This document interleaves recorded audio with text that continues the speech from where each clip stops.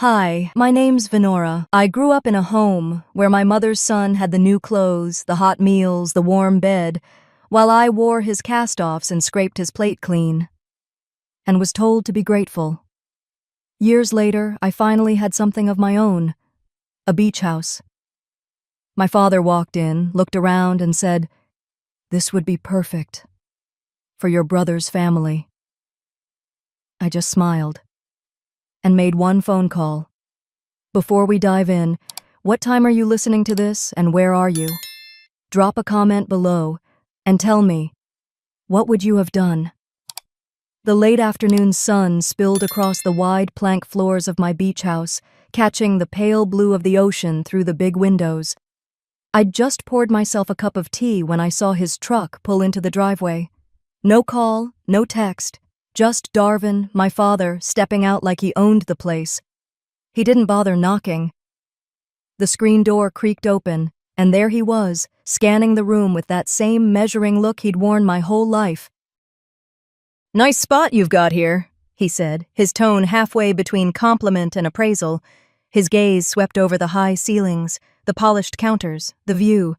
"This would be perfect for Roderick and his growing family, you know. Plenty of room for kids to run around." The way he said it wasn't a suggestion. It was the start of a negotiation I hadn't agreed to have. I just sipped my tea, watching him drift from one end of the living room to the other. My fingers tightened around the mug. It was the same old rhythm, Darvin dropping in, deciding what I should do with what's mine, like it was all just on loan until he found a better use for it. And just like that, I was 8 years old again. Back then, our house smelled of meatloaf and floor polish, the kind of ordinary you could taste. Roderick got a brand new bike for his birthday, red, with shiny chrome, and a little bell that rang clear as a bird. Mine came 3 months later, his old one, green paint chipped down to the metal, the seat taped over where it had split. At dinner, Roderick's plate was always full first, 2 big scoops of mashed potatoes, thick slices of roast beef. Mine got what was left after the platters had gone around once. "Be grateful, Venora," Mom would say, not even looking at me. "You have a roof over your head." Those words still scraped like grit under my skin. Back in the present, Darvin had wandered into the kitchen, running a hand along the edge of the island like he was already picturing someone else's family here. "You don't really need a place this size, do you?" he asked, almost casually. "A single woman? Well, it's a lot of space to keep up." I leaned against the counter, my voice steady. "I managed just fine." He gave a small chuckle, as if I'd just confirmed his point. "Roderick's lease is up next month. It's hard for a man to raise a family in a cramped rental." This house would solve a lot. Every word was polite enough on the surface, but the undercurrent was the same one I'd heard since I could remember. Your needs are secondary. He moved through the hallway, peeking into rooms without asking, as if taking inventory. I trailed behind, the smell of salt air drifting in from the open back door. Each step stirred up more of those old memories. Holidays where my presents were practical things, school trips I couldn't go on because Roderick needs new cleats, conversations where my voice didn't count. Yet here I was, standing in a house I'd bought myself, no co-signers, no help from family, just my work, my choices, my signature on the deed. But to Darvin, it was still a resource to be reassigned. When we reached the front door again, he turned back with that half-smile I'd grown to mistrust. "I'll talk to your mother about this," he said, like the matter was already settled. Then he stepped out into the fading light and headed for his truck. I closed the door slowly, pressing my palm against the wood, feeling the solid weight of it under my hand. My other hand gripped the keys in my pocket until the metal edges dug into my skin. That's when I realized my childhood wasn't over. My father still thought he could rewrite it, and if he wanted to start the same old game again, he had no idea I'd been playing my own for years. The morning light was soft, spilling across the kitchen counters as the smell of fresh coffee drifted up. I stood at the sink, the ocean winking through the big windows. For a moment, It was just me, the gulls, and the quiet rhythm of the waves. Then the phone rang. "Venora!" My mother's voice came sharp, skipping right past hello. "I just spoke with your father. Roderick's wife is expecting, and they need more space. That house of yours, it's too much for one person. It makes sense you'd help them out." I took a slow sip of coffee, letting the bitterness settle on my tongue before answering. "Help them out? By giving them my home?" "Don't twist my words," she said, even though that was exactly what she'd meant. "Family helps family." "Your brother's starting a new chapter. Don't be selfish." I could picture her in the kitchen back at the old house, cordless phone in one hand, the other flipping through mail she wasn't really reading. Same tone, same push. "I'm fine here, Mom," I said evenly. "And I'm not looking to move." She sighed, long and theatrical. "Well, think about what's right. It's not just about you." Then she hung up without a goodbye. I set the phone down, and not 20 minutes later, it rang again. Aunt Helen this time, all syrup and sighs. "Sweetheart, I hear you've got that big place all to yourself. Wouldn't it be wonderful for the little one to grow up by the sea?" By little one, she meant the baby my brother's wife was carrying, the one she'd only just found out about yesterday, apparently before I did.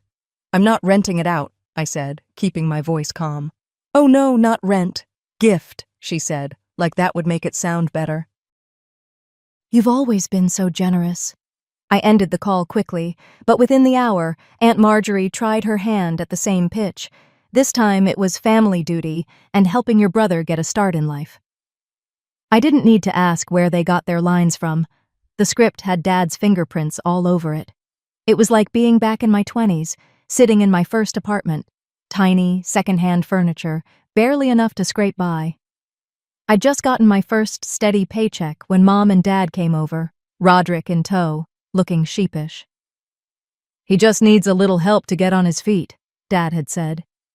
"You're doing well enough now. Lend him a few thousand. He'll pay you back." He never did. That little help meant I spent months juggling bills, eating pasta with butter for dinner, skipping nights out because I couldn't afford gas.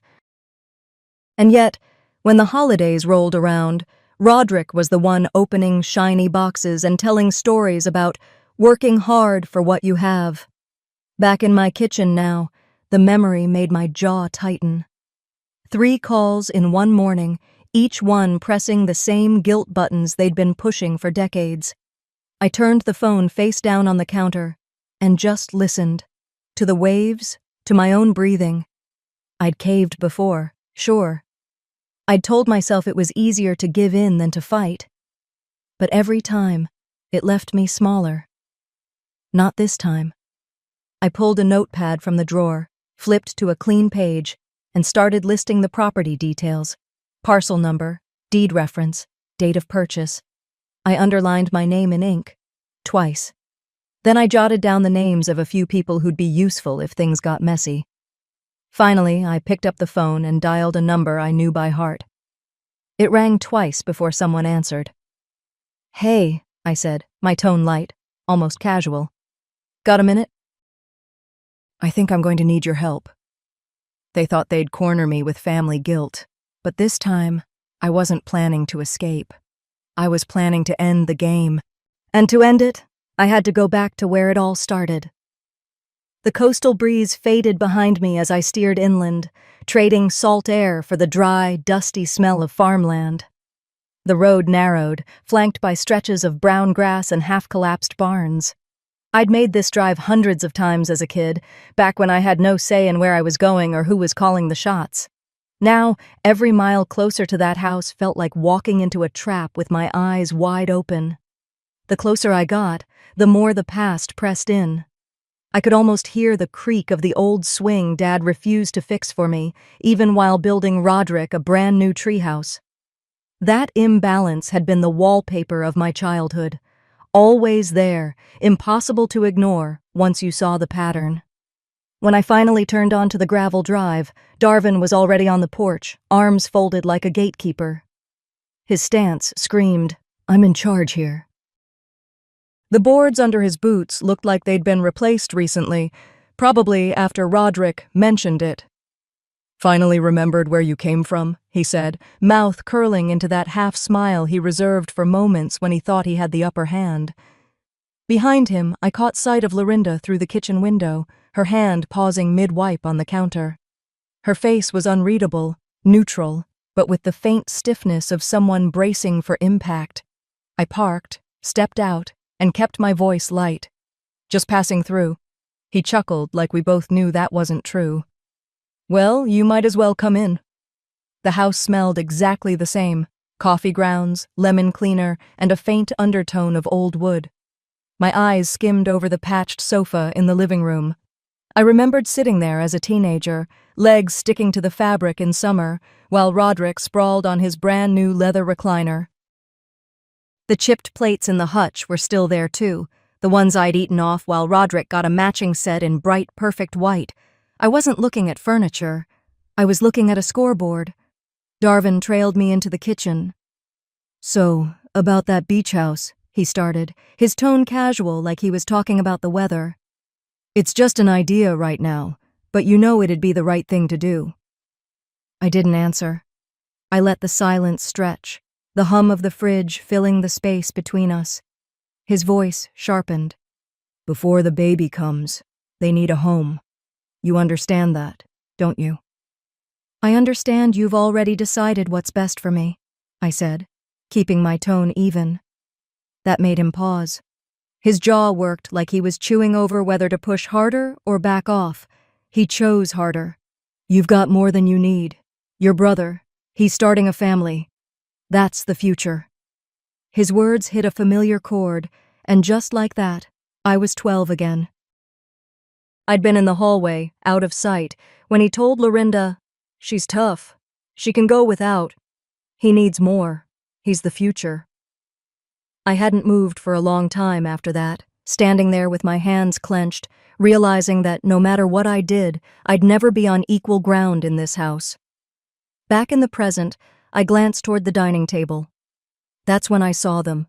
Rolled blueprints, a rough sketch of my beach house layout, and in the top corner, my brother's name scribbled in Dad's handwriting. I didn't touch them. I didn't need to. The image burned itself into my mind. Thanks for the coffee, I said, even though I hadn't been offered any. I walked to the door, meeting Darvin's eyes long enough to make sure he saw the steadiness in mine. They thought they were keeping secrets, but they'd just handed me the proof I needed. Dal. And once I had proof, the only question left was how to use it. The drive back to the coast felt shorter than usual, maybe because my mind wouldn't stop running scenarios. By the time the ocean came back into view, my hands had already unclenched from the steering wheel, replaced by that calm, deliberate focus I get when I'm about to make a move. The sun was dropping low when I pulled into the driveway of my beach house. I didn't go inside right away. I sat there with the engine ticking, staring at the weathered shingles and salt-faded paint, and thought about every memory tied to this place. Every one of them, mine, not theirs. Then I pulled out my phone and called the only person I knew would give me the truth without sugarcoating it. Thalissa? It's me. You got time to meet up? Half an hour later, we were sitting in a little cafe that smelled like fresh cinnamon rolls. She walked in wearing the same kind of easy smile she'd had back in high school, the one that told me she already knew I was in trouble before I even said a word. I laid it out for her, the rolled-up plans on the table at Dad's, my brother's name in the corner, the way Darvin's tone had shifted from suggestion to certainty. She leaned back, stirring her coffee slowly. Ven, if they've got it on paper, they're not just thinking about it. They're moving. I nodded. That's what I figured. Her eyes narrowed, not at me, but at the situation. You've got one advantage. They think you're still playing catch-up. You're not. If it's yours, you control the timeline. Don't let them set it. The idea had been floating at the edge of my thoughts ever since I'd left that house. Hearing her say it made it feel real. Selling the place myself. Ending the game before they even knew the rules had changed. Before I could answer, my phone lit up. Darvin. I stepped away from the table, but didn't bother lowering my voice. "Hello?" "Venora," he said, using that tone like he was already halfway through the conversation. "We'll be coming out this weekend to look at the place, just giving you a heads up." "We?" "Yes, we," he repeated, drawing it out like it was supposed to mean something obvious. "Saturday morning. Clear your schedule." I didn't say yes. I didn't say no. I just let the pause hang until he finally muttered something about being reasonable and hung up. When I turned back, Thalissa was watching me with that sharp look that always made me feel like I was in the middle of a chess match. "They're making their move," she said. That evening, I found myself sliding into a booth at the old diner on Main Street. Darvin had invited me, more like ordered me, and I'd agreed because sometimes it's worth seeing what cards someone thinks they're holding. He was already there, menu closed, leaning forward with both elbows on the table. "You know how much the family's done for you," he started, skipping the small talk. "All we're asking is you give a little back. Roderick's got a baby on the way. It's only fair." I folded my hands, meeting his eyes. Fair is an interesting word, Darvin. I don't think we've ever agreed on what it means. He tried again, talking about family unity and doing the right thing, each phrase carefully chosen to sound noble while pushing me toward the outcome he'd already decided. I let him finish, then asked, "Is that your way of saying you're not going to stop until you get what you want?" He didn't answer. He didn't have to. Across the room, a man in a tailored jacket was pretending to read the menu. The way he glanced up every so often told me he was listening. I didn't know who he was, but Darvin noticed him too. His jaw tightened, and he abruptly slid out of the booth. Outside, the street lamps had just flickered on. He stopped beside my car. "Think carefully, Venora. This isn't just about you." I looked at him for a long moment, then turned and walked away. If they wanted a fight over this house, I'd give them one they'd never forget. And the first move was mine to make. I woke before sunrise, the sky still the color of slate, with that kind of clarity that comes when you've already made your decision. No second guessing, no pacing around in circles, just the quiet certainty of knowing exactly what needs to be done. I put on coffee, grabbed my notepad, and started making calls. Thalissa picked up on the second ring. "Ven, it's early. You okay?" "Better than okay," I told her. "I'm ready to sell." There was a pause, then the smile in her voice came through. "So you've decided to play your own game?" "I'm done waiting for theirs," I said. "You mentioned once you knew someone who could handle an off-market deal, no noise, no gossip." "Yeah, a broker who works with high-profile clients who don't want their names in the paper. He's quiet, efficient, and not cheap." "I don't care about cheap," I replied. "Set it up for today." By the time the sun broke the horizon, I'd already showered, dressed, and gathered every document that proved my ownership. The air had that sharp salt bite to it as I locked the front door and slid into my car. The road into town was nearly empty, just fishing boats heading out and a few early joggers. My mind ran through each step like I was lining up dominoes. One nudge, and everything would fall into place. The broker's office was tucked behind a row of shops, nothing flashy, just a frosted glass door with his name in small gold letters. Inside, it smelled faintly of cedar and coffee. He was a tall man in his 60s, with the kind of calm demeanor you only get from years of seeing deals rise and fall. "Ms. Hale," he said, shaking my hand firmly. "Thalissa tells me you're looking for speed and discretion." "That's right," I said, sliding the folder of documents onto his desk. "I want the property sold immediately. No open houses, no chatter in town.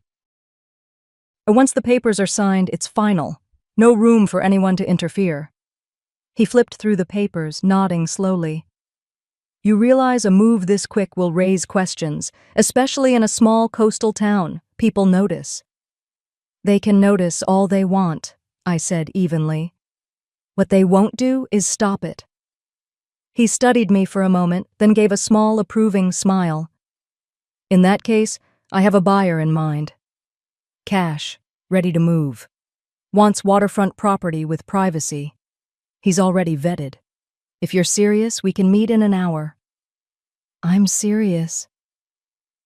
An hour later, I was shaking hands with Marston, a man whose name I'd never heard before, but whose eyes told me he'd made more than a few high-stakes purchases in his life. He was polite, almost understated, dressed in a dark jacket that looked like it cost more than most people's cars. I understand you value privacy, he said. Enough to put it in writing, I replied. The sale stays between us, the broker, and my attorney. No one else knows, not even my family, until the ink is dry. He didn't flinch. Then we'll make that part of the agreement. The negotiations moved fast, the kind of pace that said neither of us had time to waste. Within 2 hours, the contract was drawn up, every clause airtight. The price was fair, more than fair, actually, and in cash. No delays, no financing hiccups. When the pen was in my hand, I didn't hesitate. My signature was steady, my heartbeat calm. In that moment, the farm wasn't theirs to scheme over anymore. It wasn't even mine. It was already out of reach, locked down beyond their grasp. Walking out of the office, I felt lighter. The late afternoon sun threw a golden sheen across the water, the air warm but edged with the promise of evening. For the first time in weeks, I let myself breathe without measuring the inhale. But as I crossed the street toward my car, I saw it. Darvin's truck, parked by the pier. He was leaning against the hood, arms folded, watching the water like a man with all the time in the world. I didn't change my pace. If he'd been waiting for me, he could keep waiting. By the time they knocked on my door, the house wouldn't even be mine anymore. And when that knock came, it wasn't gentle. It rattled the glass in the front door, 3 hard thuds like someone meant to break it down. I stood still for a second, coffee mug in hand, knowing exactly who it was before I even moved. I set the mug down, squared my shoulders, and opened the door. Darvin stood there, broad as the frame, with Roderick at his side. They were shoulder to shoulder, blocking the morning light, their expressions carved from the same cold stone. Darvin didn't say hello. He pushed past me like the house belonged to him, his boots loud on the hardwood. Roderick lingered a step behind, taking his time, letting his eyes roam over the place with a half smirk.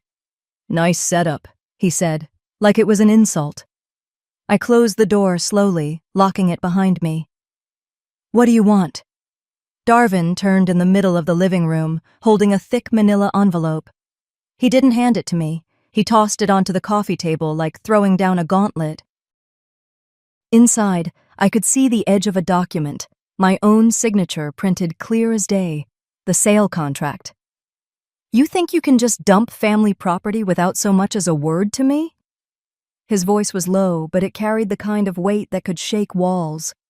I didn't answer right away.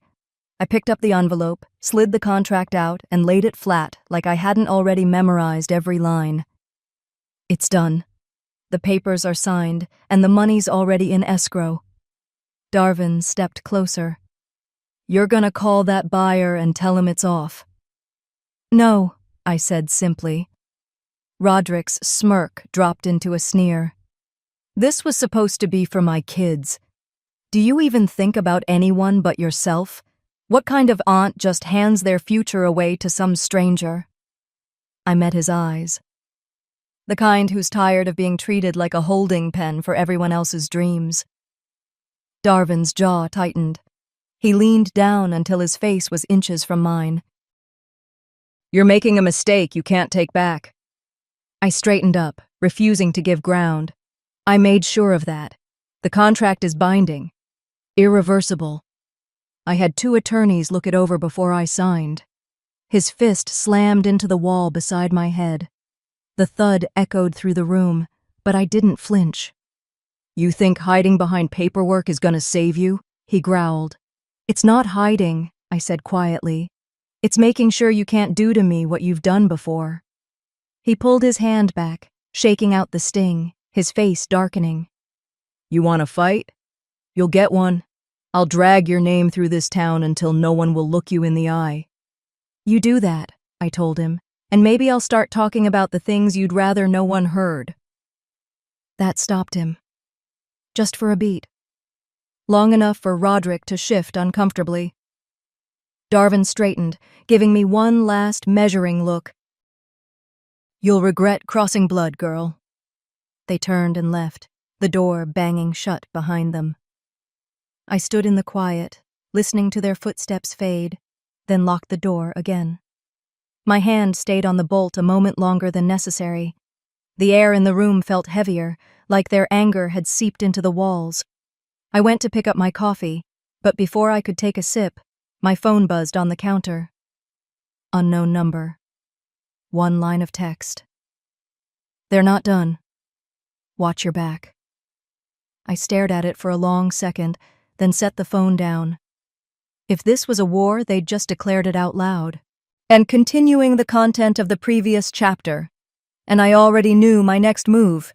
I stayed at the kitchen table, the steam from my coffee curling upward in slow ribbons, a pen balanced in my hand.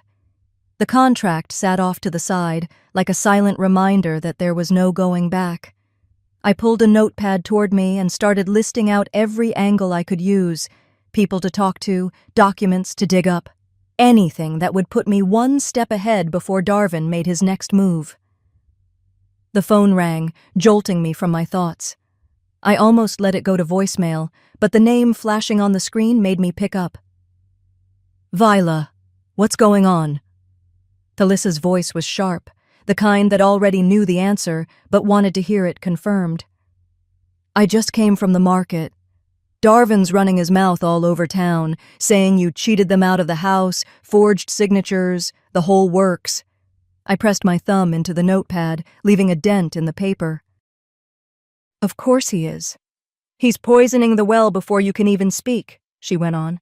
And you know people here? They'll nod along just to avoid trouble. I closed my eyes for a beat, steadying my voice.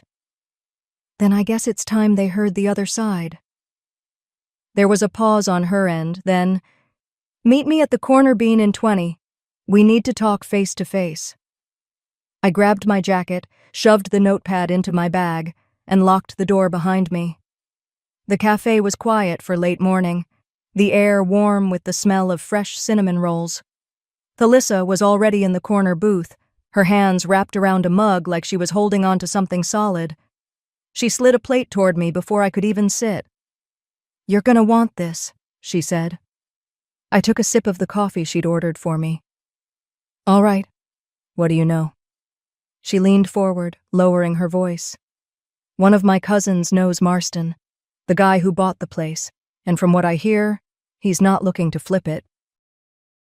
He's planning to hold on to it, maybe even fix it up himself.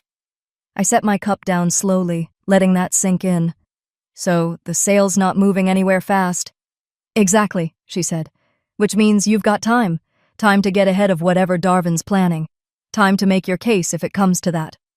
A knot I hadn't realized was sitting in my chest started to loosen. That changes everything. Thalissa's eyes narrowed, like she was testing me. It changes nothing if you keep hiding. You've been quiet for too long, Vela. They've walked all over you because you let them. Now you need to let them see who they're messing with. I met her stare. She wasn't wrong. What are you offering? I asked. She smiled, not a friendly smile, but the kind that meant business. I'll stand with you, publicly, even if Darvin's circle turns on me. I'm done watching them grind you down. It was more than I'd expected from anyone lately. You sure you want to get dragged into this mess? I'm already in it, she said simply. Might as well pick a side.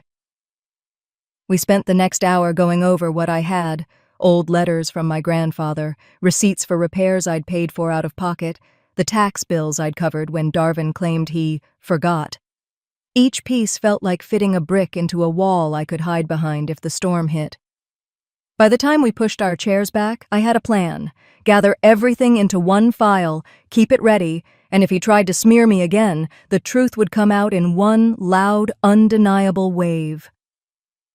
The sun was sharp as I stepped out of the cafe, tucking the folder of notes under my arm. Across the street, Roderick leaned against a lamppost, hands in his pockets, like he had nowhere better to be. When he saw me, he straightened and lifted his phone, speaking into it without breaking eye contact. His mouth curved into a thin smile that didn't reach his eyes. I kept walking, but the back of my neck prickled. And they weren't just waiting for me to slip, they were pushing me toward the edge, Yedeshkian continuing the content of the previous chapter. But they'd forgotten. I'd learned to climb back up. That thought stayed with me as I crossed Main Street, the crisp morning air stinging my cheeks. I was heading toward the bakery when something caught my eye on the community bulletin board outside the library. A sheet of paper, printed in bold black letters, was pinned right in the middle. Warning: be cautious of dealings with VM, known for taking advantage of family and neighbors. Protect your property. The initials might as well have been my full name spelled out. No signature, but the wording was exactly the kind of poison Darvin would drip. My stomach clenched, but I forced myself to stand there and read it twice. People passed behind me, some slowing just enough to glance at me, then at the paper, before walking faster. I tore it down, folded it neatly, and slipped it into my jacket pocket. Evidence, not shame. As I rounded the corner toward the hardware store, I spotted them. Darvin leaning against the doorframe, Roderick at his side like an eager shadow. "Well, if it isn't our local thief," Darvin's voice carried across the sidewalk, sharp and deliberate. I stopped a few feet away, refusing to step closer. "Morning to you, too. You've got some nerve showing your face here after what you pulled," he said, raising his voice so the two men loading lumber into a truck would hear. Roderick lifted his phone, holding it at an angle just right to capture me head to toe. "Smile, sis. This one's going on the highlight reel." "You mean the smear reel?" I shot back. Darvin shook his head like he was disappointed. "Stealing from family. You always were ungrateful. We gave you everything, and you pay us back by selling off what wasn't yours to sell. That's not how it happened, and you know it." I kept my tone even, but my pulse was pounding.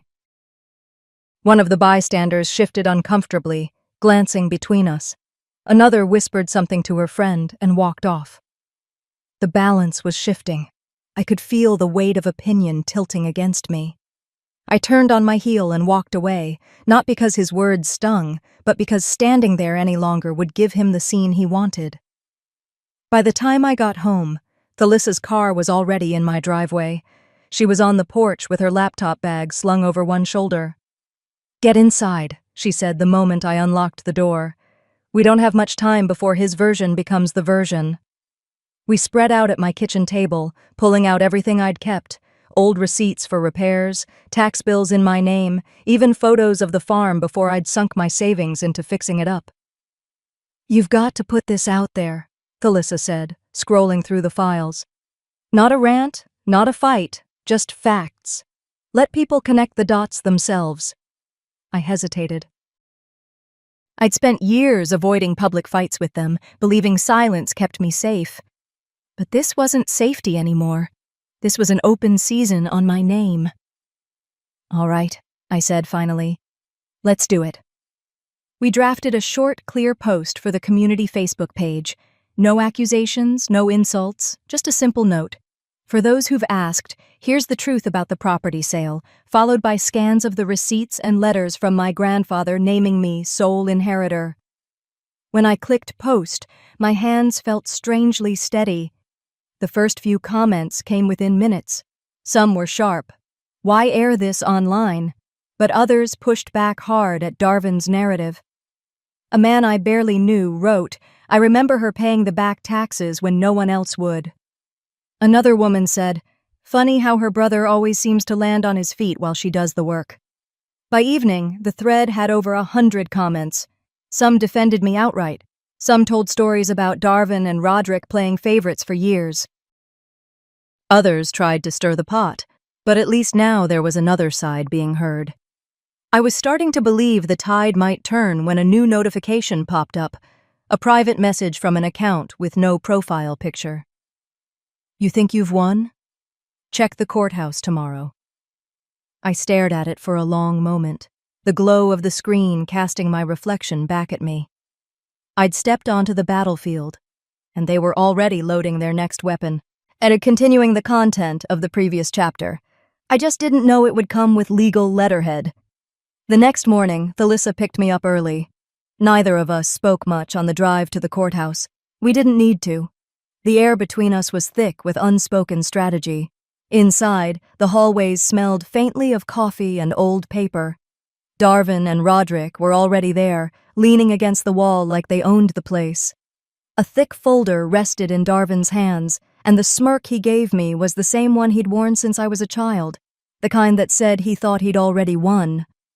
"Well, if it isn't our little property hustler," he said, just loud enough to carry.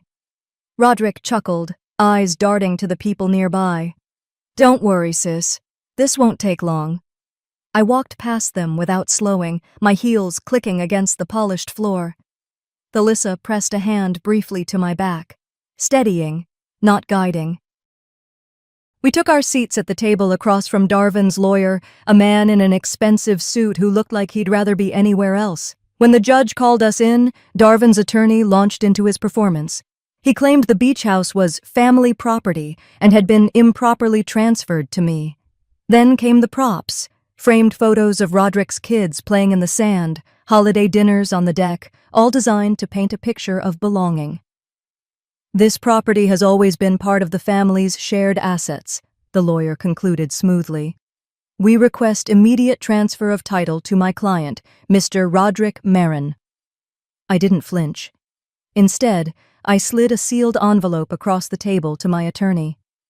She opened it, pulling out the original purchase contracts, every renovation receipt down to the nails, and, most importantly, the notarized copy of my grandfather's will, naming me sole owner of the beach house. She rose, approached the bench, and laid each page before the judge like pieces of a puzzle. "Your Honor, these documents establish my client's undisputed ownership. There is no legal basis for the petition before you today." The judge leaned back, reading silently. When she finally looked up, her voice was firm. "Mr. Merrin, filing claims without factual or legal merit wastes this court's time and resources. Do not do it again." A murmur rippled through the room. Someone in the back, I recognized him as a local reporter, snapped a photo, his camera's click slicing through the silence. Darvin's jaw tightened, but he didn't speak. Roderick's smirk had vanished. Outside, the cold air hit my face like a reset button. That's when I saw Marston standing by the steps, hands in his coat pockets. "Venora," he greeted warmly. "I'm glad that went your way." I smiled, still catching my breath. "I didn't expect to see you here." "I was in town for a meeting. And I wanted to thank you again for selling me the farm." He paused, studying my face. "I've been working on a coastal development project. Would you consider partnering with me? It'd secure your financial future for years to come." For a moment, I was too stunned to answer. After months of fighting to keep what was mine, here was an opportunity to build something entirely new. "Yes," I said finally. "I'd like that." Darvin brushed past us on his way down the steps. "This isn't over," he muttered, not meeting my eyes. But Roderick lagged behind, glancing at me once, no smirk, no words, before following our father. Thalissa and I drove back to the beach house in silence, not the tense kind this time, but the kind that comes after a storm has passed. Later, I sat on the deck as the sun dipped low, painting the water gold. The sound of the tide was steady, like a heartbeat I could trust. I thought about everything: the farm, the fights, the names they'd called me. And I realized something. Love without respect isn't love at all. It's control dressed up as care. I didn't need them to see my worth. I'd built a life where their absence was the gift,